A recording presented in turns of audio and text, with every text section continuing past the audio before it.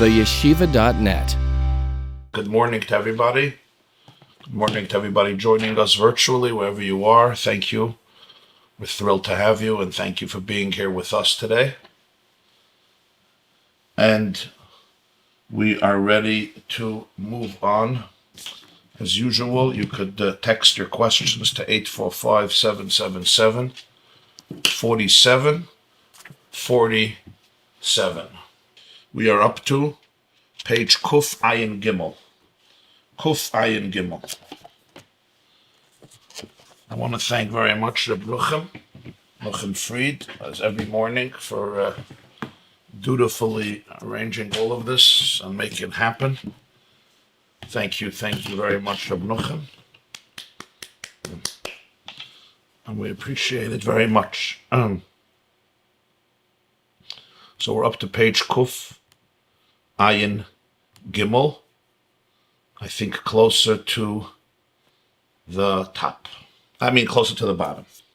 15 lines, literally 15 lines from the bottom. The line starts Ba'atzmai. You see Ba'atzmai, Shenemar Keil Hashem Vaya'er Lanu Ba'atzmai.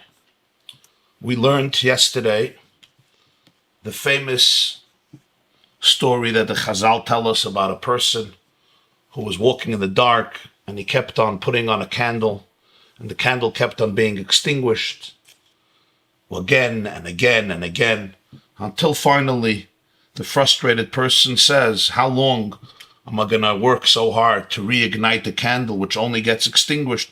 Let me wait till the sun comes out and I will follow the light of the sun.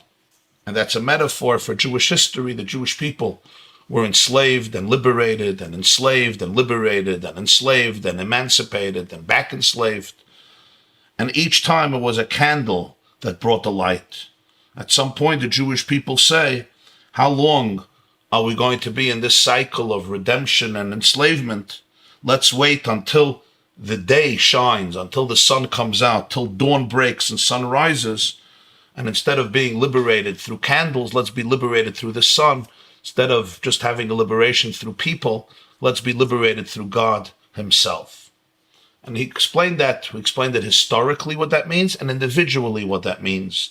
In a person's life, there is liberation which is followed by subjugation. And then there is liberation in which you could step into the day. Very different experience.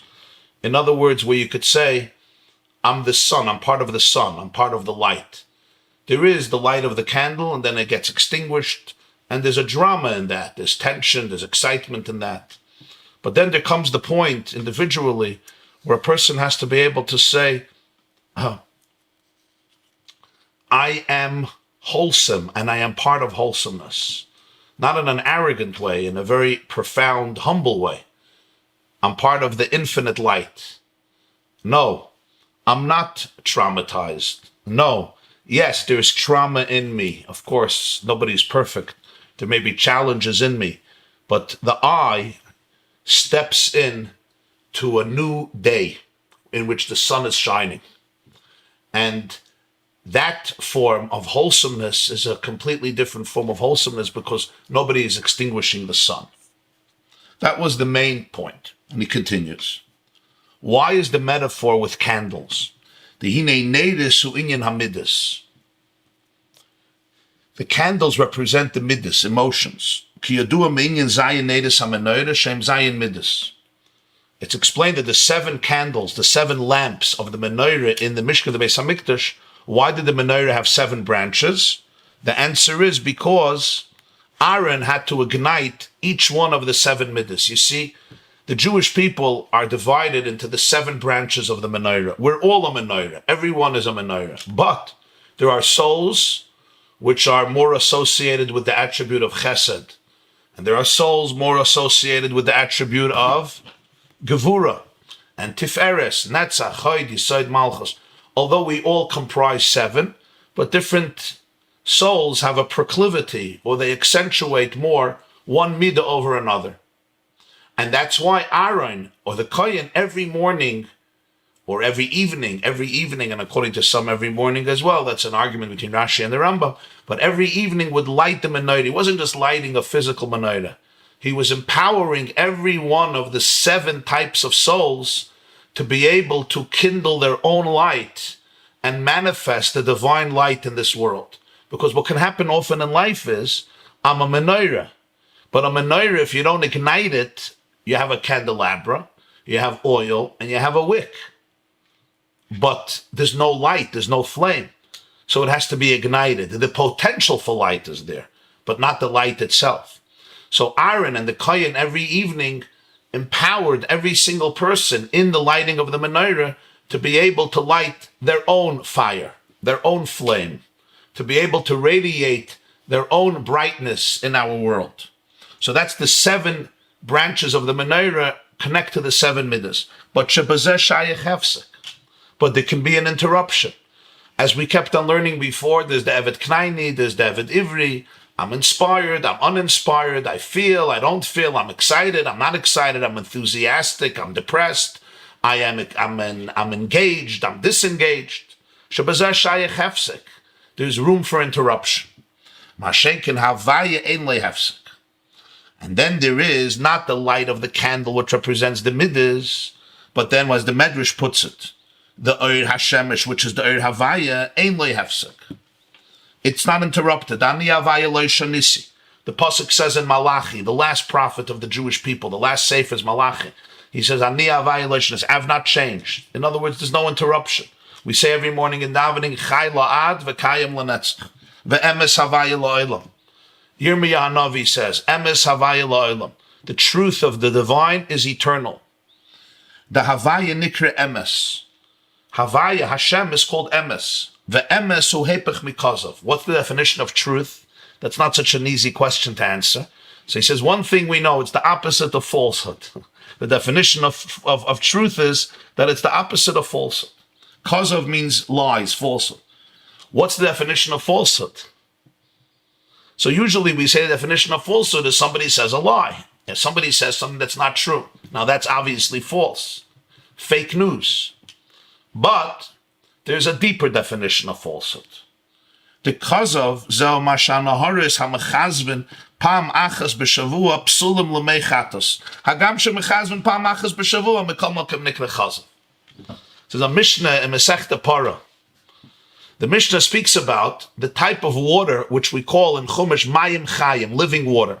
Usually when we have to go to the mikveh, not now, but generally when somebody has to go to the mikveh, you don't need mayim chayim, you don't need spring water. You need natural water, rainwater, for example. If they used to have cisterns and it would rain inside, it would rain, and you would go in, that's a good mikveh. There are a few situations, a zava, you need mayim chayim. Mayim chayim means living water. Living water means it's alive now. What makes it alive now? It's not rainwater from a year ago or a month ago or 2 years ago that's here in my cistern. No, it's alive now because it's a wellspring. It's vibrating now. It's pulsating now. It's flowing right now under the earth. That's called a well, a mayim chai. For para aduma, for the mixture of the ashes of the red heifer with water, which they used to sprinkle on every person who was impurified through a corpse, and he or she would become pure, or their vessels or their clothes or their utensils, whatever needed to be purified, you needed mayim chayim, living water. So the Medrash, the Mishnah says, Naharis hamechazvin pam achas b'shavua, which means literally the rivers which lie once in 7 years. What does it mean they lie? So the word mechazvin here means they dry up. You have rivers that after 7 years, 7 years they're present, but then they dry up. So this is disqualified. Psulim l'mei chatos. They're disqualified to be used as the water, which is known as the water of cleansing because it's mixed with the ashes and sprinkled on somebody who's impure. And because of that, so the rivers, even though right now they're here, they're flowing, nonetheless, they're called mechazvin. Mechazvin means they dry. The word kazav, though, like we have in Tehillim and Hallel, ani amarti v'chavzi kol ha'adam koizev. You remember in Hallel, David HaMelech says, in my haste I said, everyone is lying. Why is it called lying? Why are you giving this river the name lying? The answer is, he says, the sages here are intimating something very profound. And that is, something is real now, but in 7 years, it's not going to be real. It means it's not a real source of water. Because if it would be a real source of water, then it's unchangeable. Now, of course, we're talking about water, so we're talking about physical reality in a physical world where everything changes. But within the world of fluctuation itself, if the river flows for 50 years, we don't have a problem with it.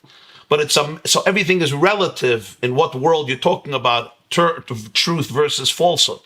In this world of physicality, even 7 years is not called emes. Anything that will not be there and present in every situation, it means it's circumstantial truth. It's not real truth. It's not real reality. Why? Because the circumstances are this way, and tomorrow everything changes. I probably need not give this metaphor or this illustration because it's probably very obvious to everybody. You know the illustration I'm about to give, right? The illustration I'm about to give is quite simple and obvious. What this COVID-19 and coronavirus is doing, among all the other things it's doing, is, I'm talking here from the introspective perspective, is people suddenly realized that so many institutions and habits that was so much part of life are not really life. They're chosen. They become part of life, but it's not life. And we didn't do it by choice. Everyone had Pesach plans. Everyone has workplaces. Everyone has school. But suddenly, this invisible creature, the size of 125 nanometers, the coronavirus, changed the planet. And suddenly everybody's quarantined. And now you have to really ask yourself the biggest questions. And the biggest question is, what is life? And what are the things I do to enhance life? And do they enhance life, or do they become a distraction of life? That is a very profound meditation about life. And there are situations that challenge you to go to that place because all the hype and all the attractions are gone. You know what it means? Millions and millions of Americans. There's no sports games. There's no movie theaters. There's no malls. There's no restaurants, no bars, no clubs. Lahavdil in other communities, no other places that they go to, attractive places. Now, so what is there? What is there? You have to go to things that are unchangeable, that the virus does not change. And that distinction is very, very powerful in life because now is a time of crisis. But can you take that with you post-crisis? May this disease and infection end very, very soon. And all those who need a refuah shleima shall have a refuah shleima, and the whole world should be cleansed. But can I take this consciousness with me to really ask what is life and what is an accessory for life? So a lot of things are very powerful, but they're they're not real. How do I know they're not real? They don't last. When things change, a person's life changes, a person's health changes, the world situation changes, they can collapse as fast as they came. Even though when they're there, they're so powerful. So the Mishnah says that this river is called a false river. It's true also psychologically and emotionally. Sometimes you feel elated and inspired and enthusiastic. You're on your honeymoon, and it's amazing, it's beautiful, it's exciting. But how true is it? How true is it? Is it just a high because of different external realities, which is great? But what might happen is a day, a week, a month, a year, it may fade away. The candle will be extinguished, which means even when it was here, how true was it? It was more circumstantial. I was in the right place, the right time. It hit me from this angle, from that angle. Enjoy it. But don't delude yourself that this is where it's at. Because real truth will never fade away. There's no circumstances that will cancel it. There's no time or space that will be empty of it. There's no situation where you won't need it. There's no situation where you say, get this out of my life, forget about it. And you come back to those core truths that don't dissipate. You guys understand what I'm saying? You think this is important? I don't get any feedback, so I don't know. Yeah? I think this is very, very important. That's why now, we're in a war, but there's always opportunity. Every crisis is an opportunity. Yeah? I'm just going to share something, and you'll do with it as you wish. I don't know if ever before the Jewish people were chosen to be the lamplighters of the world. That's what the Tanakh teaches. That's what we believe. Even though we're in a cocoon, but that's what we were chosen for. Whenever in history did we have the attention of 7.7 billion people who have nothing to do, don't want to hear about sports, don't want to hear about impeachment, don't want to hear about the next elections, don't want to hear about politics, don't want to hear about the new movie or the new Oscars, nothing. All they want to hear is, what is life? What are we holding on to? What are our values? If the Jewish people are not going to rise to the occasion now, when are we going to rise to the occasion? If the Jewish people are not going to rise right now to the plate to impart the consciousness of truth to the entire world, when imloy achshav Mosey. So this is, I think, a job that is not just vital, it's historic, and it's unprecedented with all the tragedy and the horrors that we're observing in terms of personal and familial and community tragedies, in terms of death and illness, which everybody knows in one level or another, and it's affecting everybody. The mysteries of the mysteries of life are very present in our world today. There's no question about that. But look also at the silence of the world. When did you have silence? And it's not New York, not America. It's every single person living on this planet. Every person, from China to New Zealand, to South Africa, to Hawaii, to South America, to Russia, to all of Europe, and even Monsey. So this is an incredible opportunity. I don't want to use the word inspiring to make light of all the tragedy, but it's an incredible historic opportunity. What's the distinction? The distinction is what's true and what's not true. What remains forever and what dissipates when the chips fall away. What outlives all circumstantial fluctuations and what remains. In your life, ask yourself this question in your life. In your own life, what is this? Because we were all hanging on to constant attractions, even spiritual attractions. I'm not talking about the materialistic ones, even spiritual ones, but they're still attractions. Not necessarily true, even if the outer layer is true. Ach yesh mavua delay pasik la'alman. But there is a flow, mavua is a flow, neviah, that never stops. Like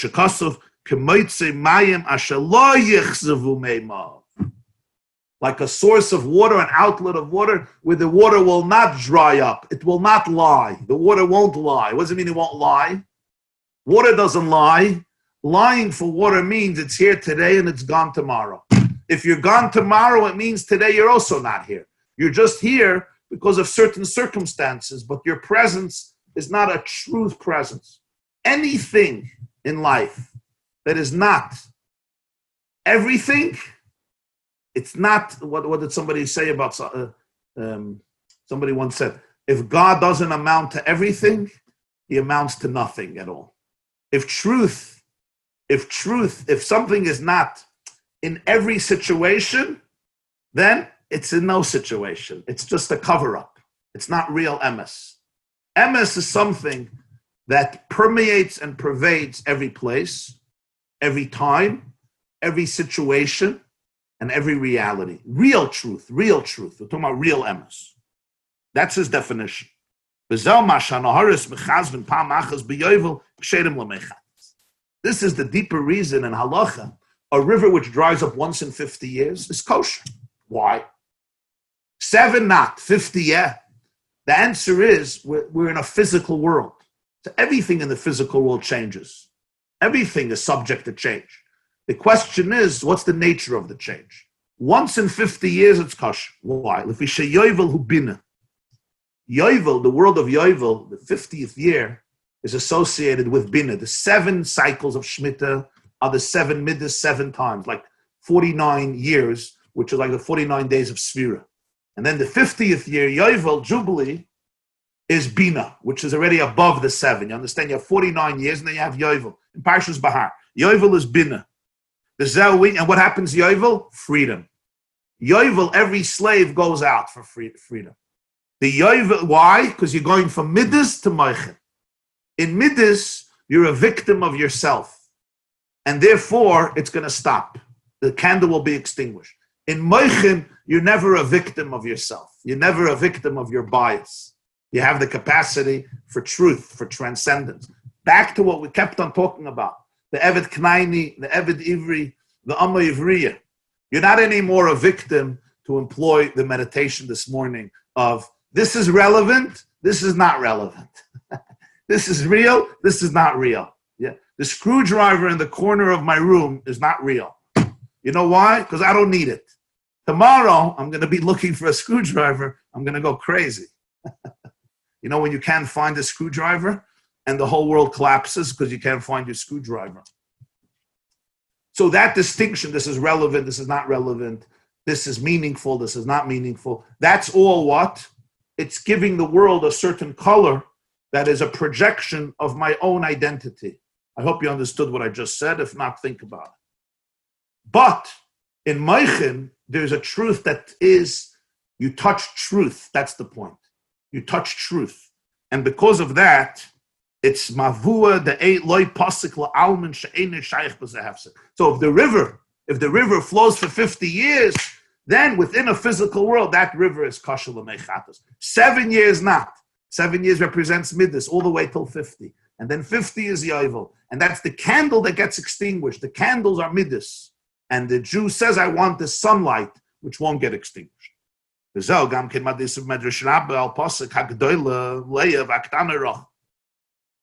also gives insight into a medrash. The medrash Rabbi says in Parshas Vayetze, Lavan shtei bonos. Lavan had 2 daughters. Shem hagdoila Leah, Shem haktana Rachel. The name of the older daughter was Leah. The name of the younger daughter was Rachel, but it doesn't say older and younger. It says Gdoila and Ktana. So the Medrash says, Gdoila b'masnoi seha.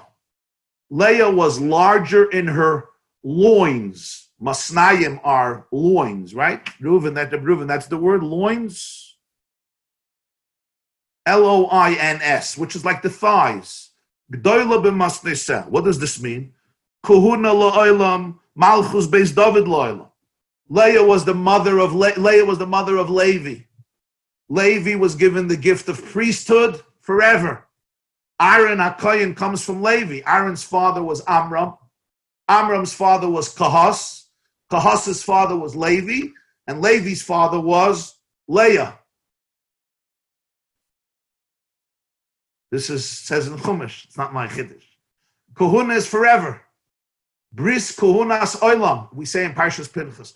Kuhunas forever. You probably remember the research a couple of years ago where they found a tiny little alternation in the Y chromosome of Koyanim. Incredible phenomena. And this is from Jews, completely different geographical locations.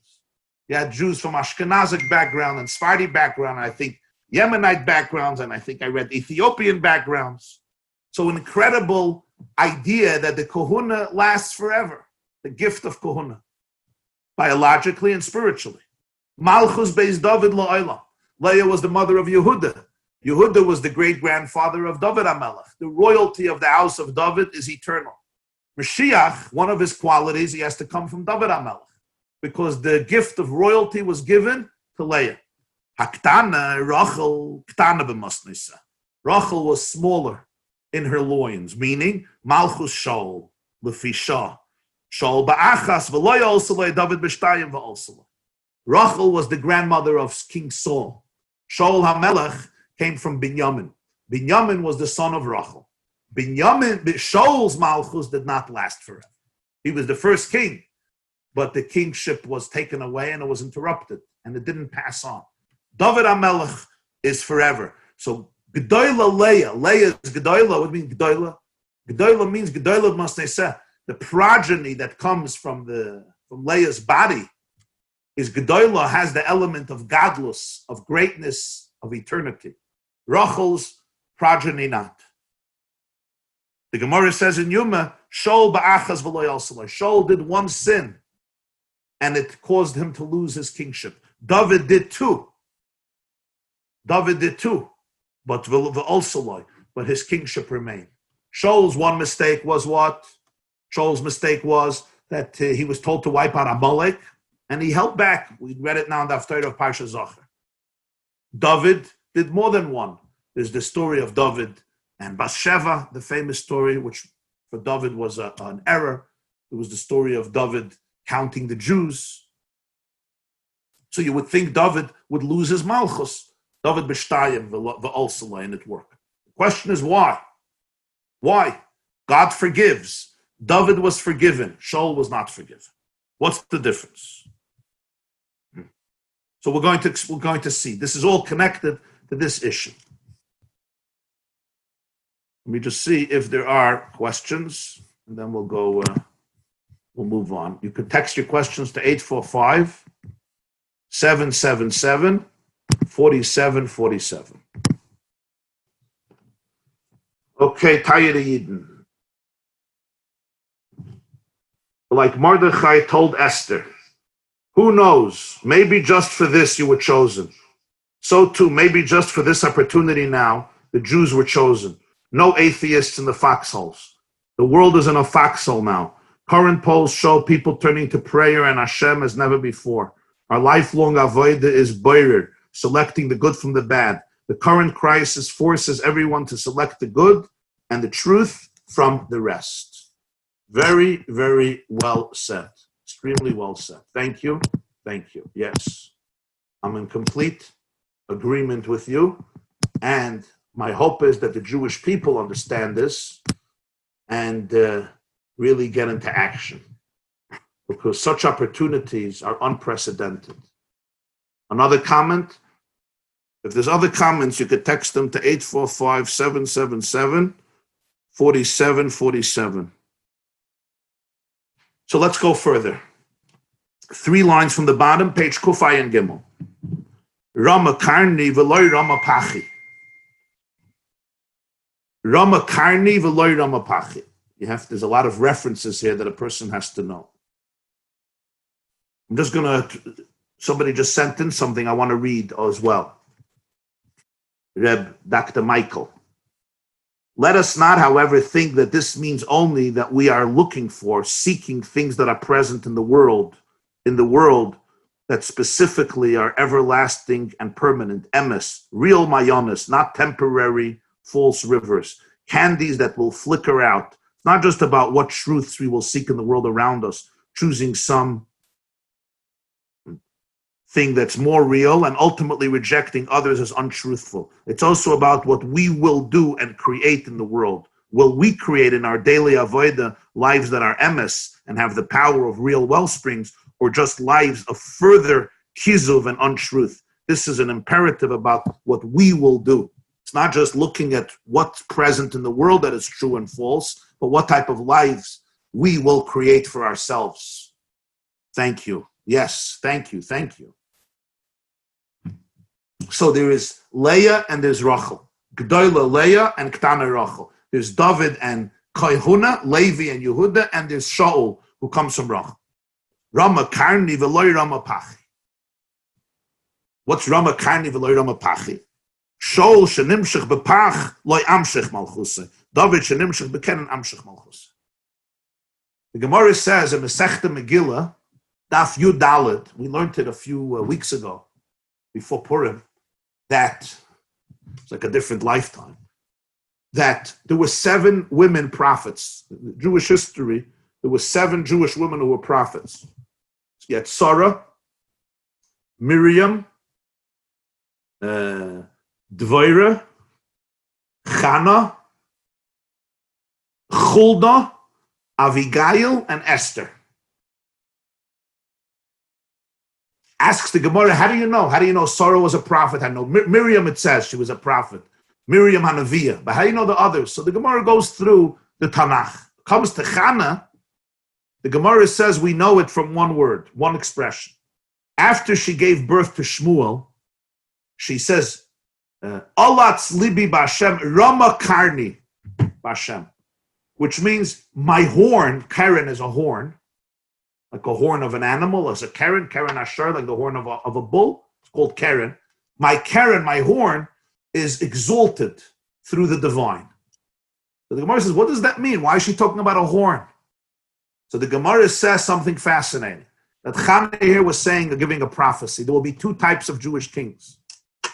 Every Jewish king was anointed with Shemen HaMishcha. Moshe Rabbeinu prepared a special compound of oil with spices in Parshas Kisisa that was stored in the Beis HaMikdash for generations.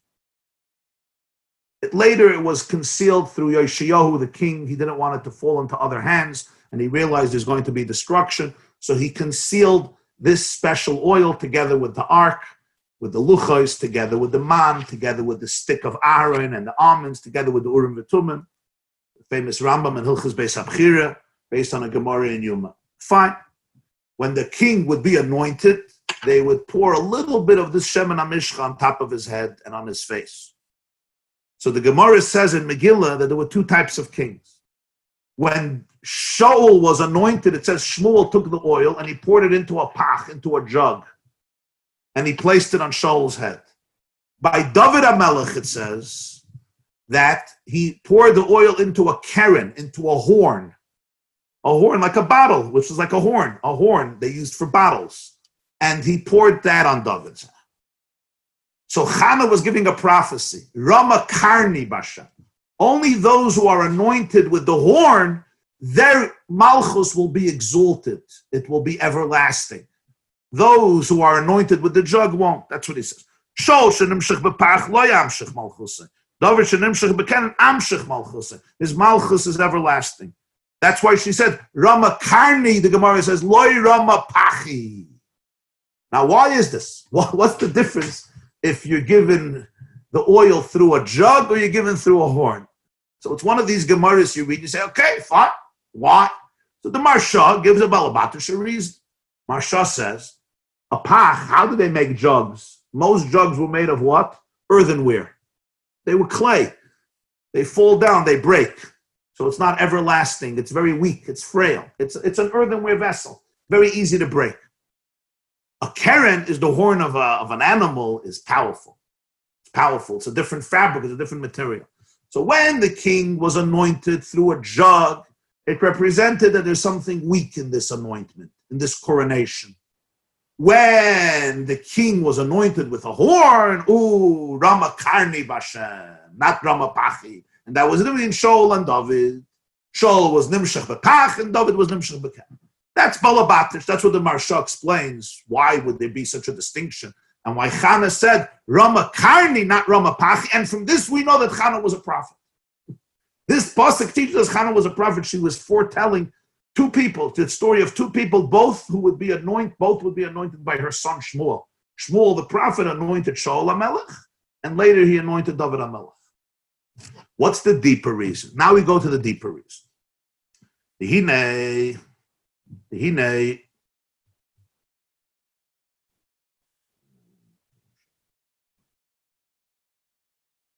Hine Tam Malchus Shaul When the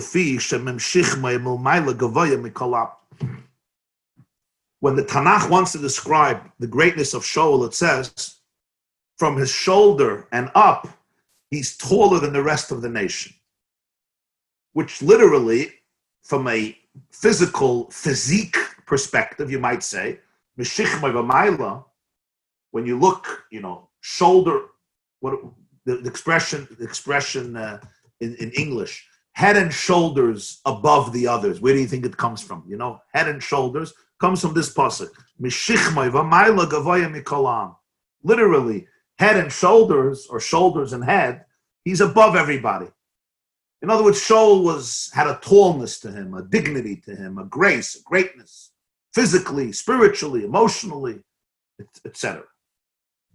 But there's something deeper. Shechem, why do you say shoulder? Say his head. When you look at somebody's shoulder, you compare it to other people's shoulders, you can see that he's taller. But there's also other parts of the body, but primarily it's the head. When you look at people standing, so obviously their heads don't reach to the same point, and you see the difference in height. He mentions Shichmai, from his shoulder he's taller. Shechem zauinyan das shebein aksafayim. Shechem is the shoulder. It represents das, which is this stem of the brain that extends between the shoulders. The stem of the brain, which represents the connection of the brain and the central nervous system, the stem of the brain and the central nervous system, which ultimately will descend and go to the spine and branch out into the billions of nerve cells, billions and billions of nerve cells in the whole body. That represents das shebein aksafayim. We learned many times there's chachma bina das. Chachma is conception, bina is comprehension, das is application. What does application mean? Application means don't just be brainy. Bring it down. You got to bring it down in between the shoulders. The Gemara says in Megillah that the Beis HaMikdash is called the neck, not the head, the neck. When Binyamin cried on Yosef's neck, and Yosef cried on Binyamin's neck, they were crying for the Beis HaMikdash. Why is the Beis HaMikdash called the neck, not the head? The answer is because that's the point of the Beis HaMikdash, not to keep the light in the brain. A brain without a body is a beheaded, dead brain. The brain must be connected to the rest of the body. That's what das does. Das is das shebein aksafayim. So inyan moichin shebemidas. That's the way moichin inspires midas. In other words, it's the awareness that creates emotion, sensation. Remember, we're back to moichin shebemidas. Shezebemidas shegavoya mikol am shegavoya min hamoichin shel kol am. And in that, Shaul was greater than everyone else, even greater than their moichin. His moichin shebemidas, his bechein, was deeper than the moichin of the whole nation. Again, to understand this line, it's all part of the previous Maamar. If you weren't here at the previous shiurim, it's important to review because that's what he's referring to. There is moichin and moichin shebemidas. Moichin shebemidas is the way I define the relevance of ideas, the way it inspires me. The I remains the basis. That is what shichmai represents. It's the way the moichin come down into my heart. Literally, it's the bridge between the brain and the torso and the heart and the rest of the body. That's what moichin shebemidas are. The way the moichin affect me, inspire me, challenge me, stimulate me, excite me, make me enthusiastic. And in that, he was gavoya mikol am, greater than everybody, even their moichin. His moichin shebemidas was greater than their moichin beyond midas.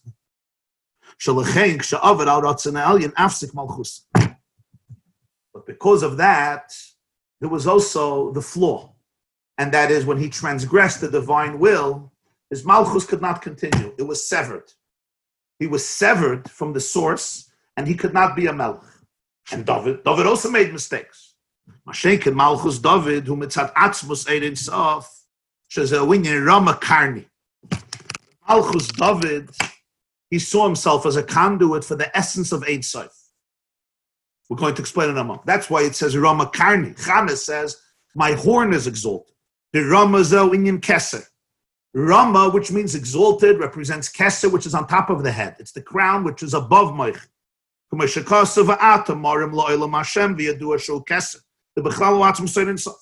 pasuk says in Tehillim, we say it Friday night.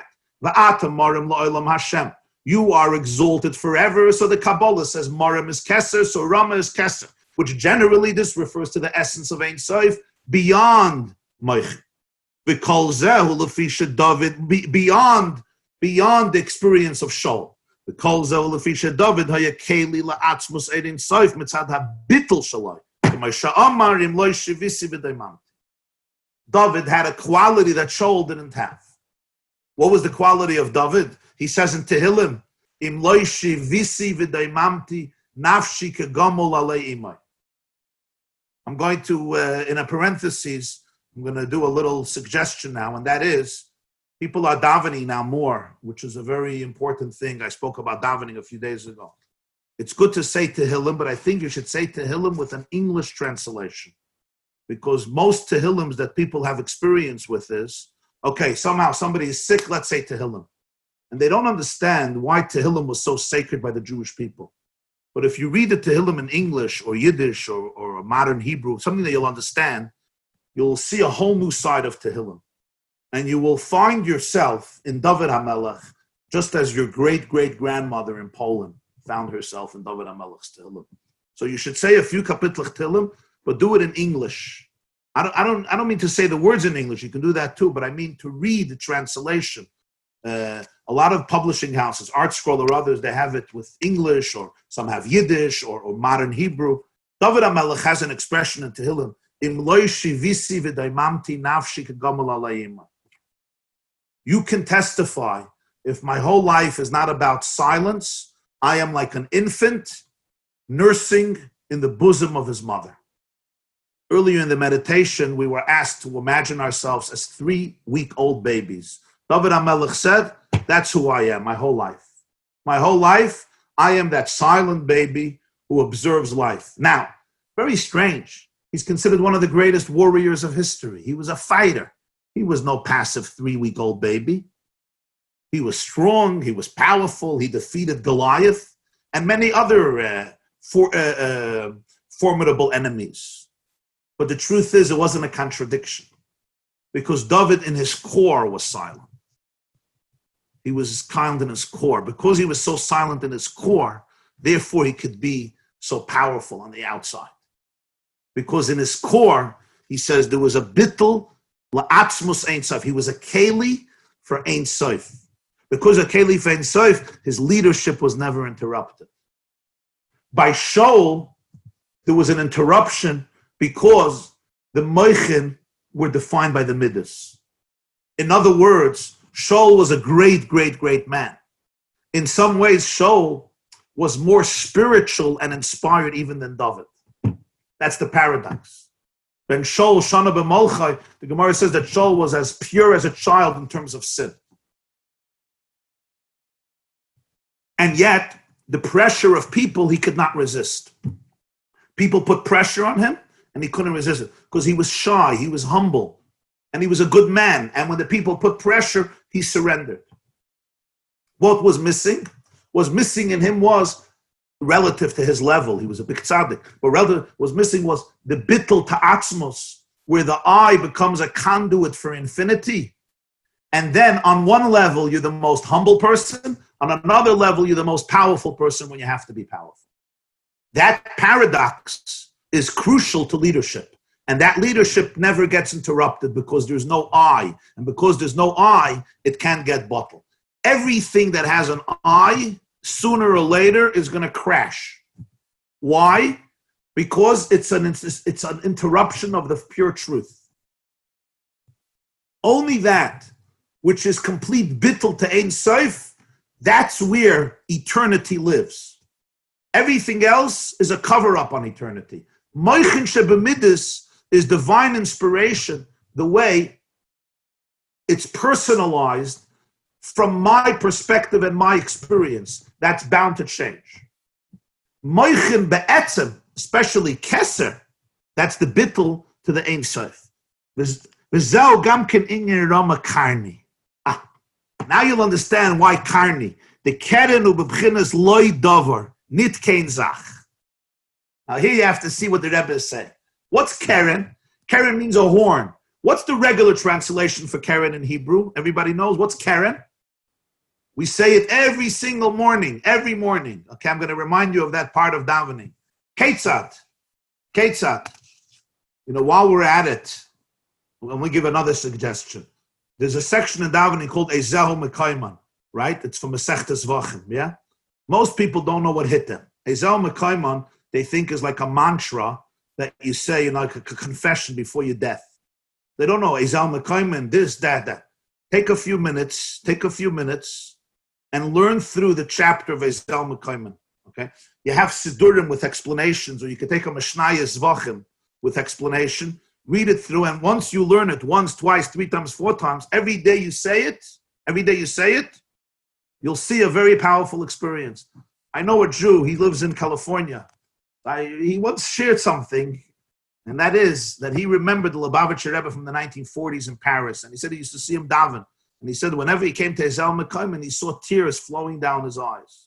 Now ask people what's so emotional about Ezel Mekayman. I'm not going to tell you the secret. If you learn it, you'll see it's very emotional. Not in a regular way, but in a very deep way. In any case, why am I saying this? In Ezel Mekayman we say, Alo lakevesh, right? Uvaloi lekeren, draimis mizrachis, mizrachis soinis, soinis maravis, maravis. What's keren? Keren is a corner. So he says these words, keren b'bchinas loy davar in Yiddish, nit kein zach. What's a corner? Can anybody tell me the definition of a corner? What's a corner?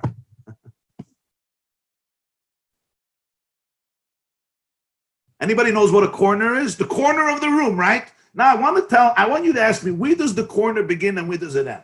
I have a wall, okay? We were told before to look around. So look around and go to the corner. The wall goes till the end, right?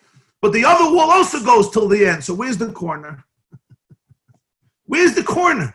The wall goes to the end, and then the perpendicular wall goes till the end. So where's the corner? The answer is, there's no such a thing. There's no such a thing. There's no such a thing as a corner. Karen, what's a Karen? A Karen is something that's not. Something that's not. The Karen who Karen Zav is she'ene b'metzias la'atzma. But there is a corner. Everybody knows there's a corner. I'll meet you at the corner. No, it's not a metzias la'atzma. What makes the corner? There's a wall coming this way. There's a wall coming this way. From their combination, something that doesn't really exist is created. And that's called a corner. What does it really mean? What does this mean spiritually? What it means spiritually is a corner exists more than anything else because it doesn't exist. The Karen represents, it's like the middle. What's middle? What's the same thing? Middle. Kavem side. What's middle? You come till the middle, this side. You come till the middle. Either it's right or left. What's the middle? There's no such a thing as middle. Just like there's no such a thing as corner. It represents the ayin. It represents the convergence of mitzias with no mitzias. She'enoi mitzias, the keren u keren zavish she'enoi b'mitzias la'atzma. The moment the corner says, look at me, it's not a corner. What makes a corner a corner? There's a wall here. There's a wall there. From their convergence, we call it in our minds the corner to be able to represent the place where the two spaces converge. But it doesn't have its own metzias. The moment it's its own metzias, it's not a keren. What's the power of David? Ramakarni Basha. He's a keren. What's a keren? A keren is nothing, but it's everything. It becomes that point that connects all of the walls. And therefore, we call it a corner. But what is it really? It's a reality that is reflecting the combination of other realities. And that's why his malchus wasn't interrupted, because it was a keren, it wasn't a pach. A pach, a jug, is a metzias. I'm a jug, and this is who I am. A keren is not a metzias. Because David HaMelech had this bittul in loy shevisi v'daimamti, so therefore Shem HaGdoila Leah, this is Leah. Leah has kohuna and has malchus which lasts. It doesn't lie. V'zel inyan eitz hachayim shu mitzad atzmus erein soif. This is the tree of life, which represents eternal life. Hashem says, if you eat from it, you live, because it represents the essence of Ein Sof. V'nikra asar de lo yishtani. It's called a place that's unchangeable. The kulam membchines eitz hadas. Most places are from the eitz hadas. Shaydechet eitz hadas niknas misalayim. What happened through the eitz hadas? Death was brought into the world. What's death? Death means that nothing lasts forever. And even Moshe and Aaron, the greatest of the great, were not exempt from death. The tree of life is that which is unchangeable. We say in Kiddush Levana, the Gemara says in Rosh Hashanah Daf Chafei, David Melech Yisrael lives forever. Chai v'kayim. What does this mean? Why do you say Moshe Melech Yisrael Chai v'kayim? Aaron Kohen Gadol Chai v'kayim? Everyone is Chai v'kayim. Every soul is Chai v'kayim. There's something about David is Chai v'kayim. Why? Because David is the bittul of Malchus, the complete bittul to Atzmos. And that can't die. There's an expression that the Rebbe once said in Yiddish. Listen to this expression. The einzige Zach was kenish bottle werden is bittul. Bittul kenish bottle werden. The only thing that can't be nullified is nullification. The only thing that won't get bottle is bittul. Bittul kenish bottle werden. Bittul can't be bottle. So you could look at it from a cynical point of view. If you got nothing, you got nothing to lose, right? If you're poor, you can't get poor. If you're broke, you can't go broke because you're broke. Yeah. But it's much deeper than that. It means it's the only thing that can't get bottled because it's not a metzius. So David Melech Yisrael Chai v'kayim. And that's the difference of Eitz HaChaim consciousness and Eitz HaDas consciousness. Eitz HaChaim consciousness is the 3-week-old baby who doesn't run around, who sits in his crib, and even if he's naked, nobody notices, like Adam and Chava before the Eitz HaDas. Why could they walk around without clothes? Because there was no self-consciousness. They weren't projecting their own mind on the world and then defining themselves and the world based on that. What were they in touch with? They were in touch with the Eitz HaChayim. So there's no death. The moment I eat from the Eitz HaDas, now there's dissonance. The moment there's dissonance, now there are the parts that are real and there are the parts that are not real. In other words, when we speak about death, we have to remember that which is real never dies. People speak, you don't take Toilam Haba, your socks, and your real estate. It's really a deep idea. Whatever is real in your life can't die. Whatever is not real has to die because it was always dead. Meaning, even if it wasn't dead, what I mean, it wasn't always dead. I don't mean it was always dead. It wasn't alive. It was always dead means it doesn't have that eternal power, and that just gets revealed after a while. In the real world of Eitz HaChayim, there's no death. In the real world, there's no death. Why should there be death? God doesn't die. Why should I die? Why should you die? Why should anybody die? We speak, what's the next stage of medicine? The next stage of medicine is where medicine and spirituality converge into one. In other words, where identity is redefined. That's why Moshe refused to be a messenger of Hashem to redeem the Jewish people from Egypt. Sha'amar, mi anochi ha'she'elech al parah. It's an amazing insight. It says in Shmois, when Hashem told Moshe, I want to take you and make you my messenger to liberate the Jewish people. What does Moshe say? Mi anochi, who am I? Mi anochi ke'elech al parah. Who am I that I'm going to go to Parah? Now, if you were God, what would you tell Moshe? Mi anochi ke'elech al parah. If the Rebbeinu Shalom comes to you and says, Reb Shalom, Reb Mendel, Reb Nuchem, Reb Avram, Reb Moshe, etc. I have a question. I have a request. I want to send you on a mission to Egypt. And you tell God, you got the wrong address. Who am I? In Yiddish, people love saying, Wer bin ich? Who am I? They got that from Moshe Rabbeinu. Mi anochi, who am I? Well, God says, I don't know. You think I made a mistake? You think I don't know who you are? What are you telling God? Who am I? You think God doesn't know who you are? I know who you are, Moshe. I didn't get the wrong address. I know who you are. I didn't get confused by Google Maps. I came here and I'm telling you, I want you. What do you tell me? Who am I? You think I don't know you? What type of answer is this? Mi anochi. What is this? A CEO trying to hire you for a position you're not good at? The creator of the world is telling you, I want you to do this. Mi anochi. What type of question is this? Mi anochi. You know what he answers? Listen to this. The haliksiv anochi eredim chamitzrayma v'anochi elcha. The anochi zel misad atzmus ein soif. Val ze amar mi anochi. Pirush imaniu anochi. Sheritzaynai hoye sheyoyer gili atzmus ein soif memenu yiyah geula umemela lo yiyah behefs. The answer is Moshe was saying something very deep. When Hashem told Yaakov to go down to Egypt, what did he tell him in Parshas Miketz? Anoichi eredimcha Mitzrayim, v'anoichi elcha gam ola. I will go down with you to Egypt, and I will bring you up. What's the word that's used? Anoichi. Anoichi, I'm going to do it. Who's Anoichi? Anoichi is I, the essence of Ein Sof. I am going to do it. Suddenly, Hashem comes to Moshe and says, I want you to liberate the Jewish people. So Moshe says, Mi Anoichi. I'm not Anoichi. I'm a human being. I'm Moshe Rabbeinu. You told them that you're going to go. You're going to go. Anoichi eredim chav, anoichi elchim. Now you're telling me to go. Mi Anoichi. Why? Why did he refuse? Moshe wanted that the Geula should come from Anoichi. It should come from Anoichi.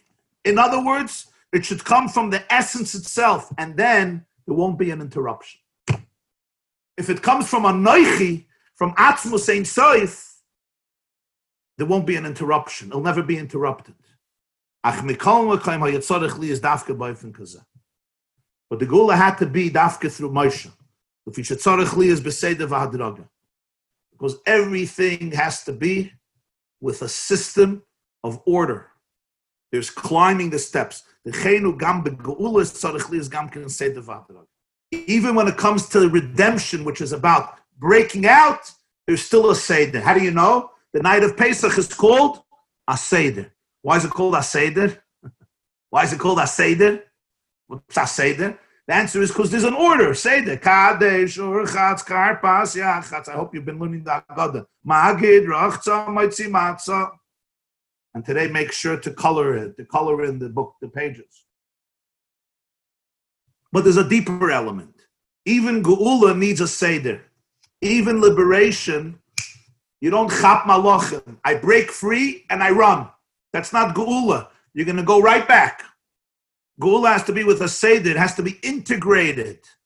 And that's why you don't start with Amma Ivriya. You start with Evet Knaini. You climb to Evet Ivri. You climb to Amma Ivriya. And in every place you have to make peace where you are. If you're frustrated, you're not going to be here. And if you're not here, you're not going to go there. If I'm trying to drive from here to Miami, I have to go through many exits. And if I get frustrated and I go off the road to go buy a sandwich and sit by picnic table, I'm never going to get to my destination. You have to be able to appreciate the journey. There has to be a Seder, even in Geula. So that's why he says, Anoichi doesn't happen right away. The essence of everything is Anoichi, but the processing of it takes time.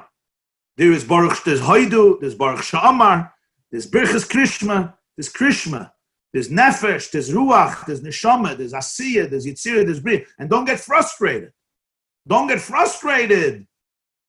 Why am I not in that place? There's a place of Evet Knaini where there's no inspiration. There's a place of Evet Ivri where there is inspiration, but the inspiration is the way it relates to me. Moichin Shebemidis, the way the divine relates to me. In other words, the I is the nucleus upon which everything revolves. And then there is the deeper state of Geula on the level of Amma Ivriya.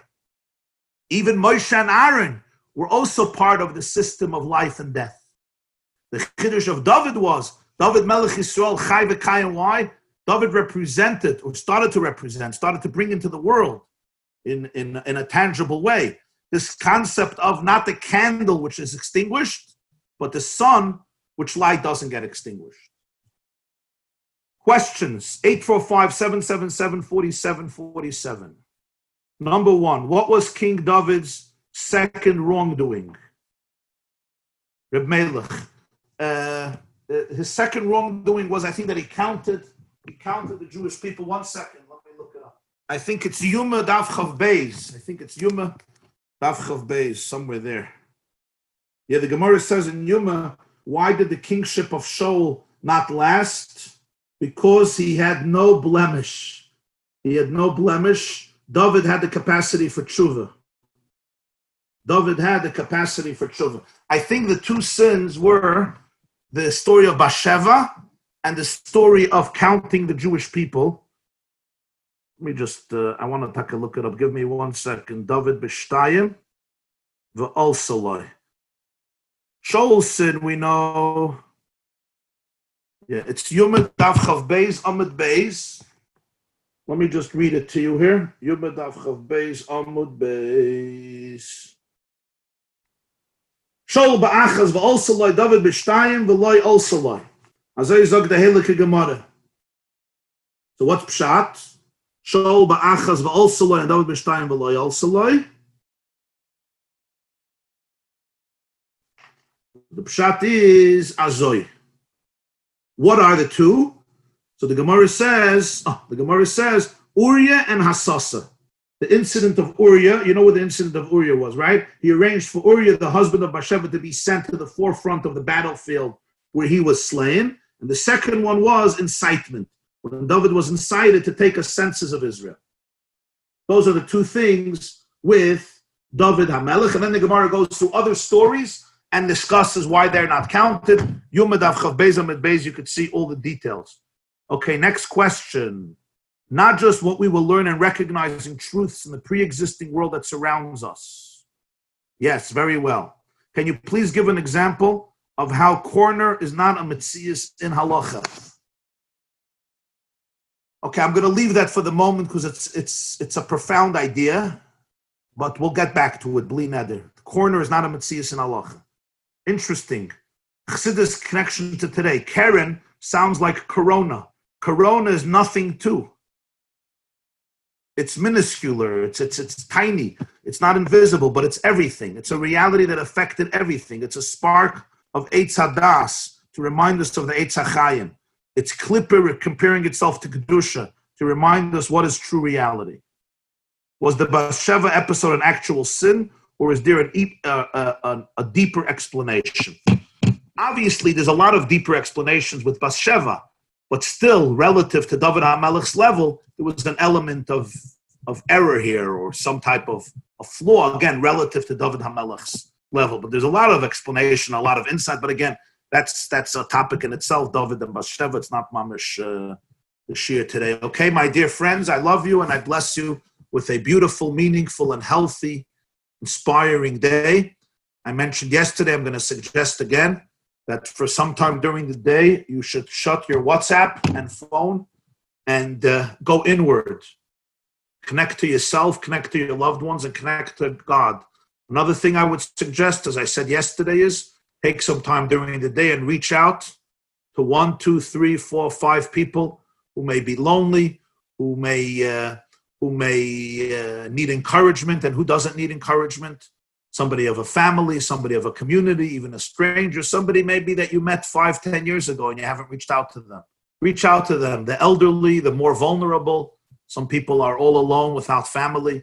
Reach out to some people, make a telephone call, send an email, send a message. I think that would be very, very appropriate, because in times of crisis, it's important not to go only inward, but also to be there for others. And it actually helps us very, very deeply as well. Have a beautiful day, and we're going to continue now with the Gemara class in 1 minute. This class is brought to you by theyeshiva.net. Please help us continue the classes. Make even a small contribution at www.theyeshiva.net/donate.